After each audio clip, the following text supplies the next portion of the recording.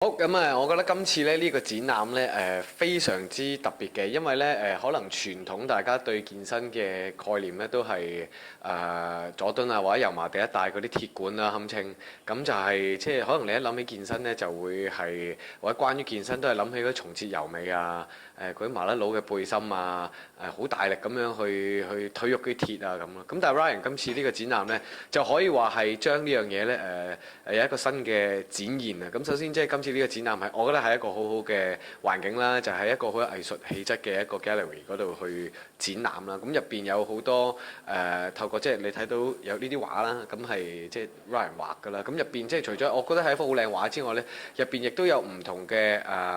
關於健身嘅一啲知識啊。咁我覺得係好容易等大家去吸收，咁同時亦都係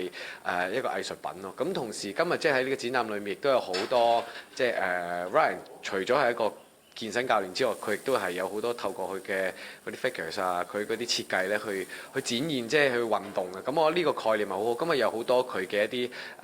產品啊，咁我覺得呢樣嘢係好好嘅咯。咁今次呢個主題咧就係 Back to 25啊嘛，即係翻返去你25歲嘅時候。咁我覺得係好鼓勵到大家去做運動嘅喺呢個展覽上面。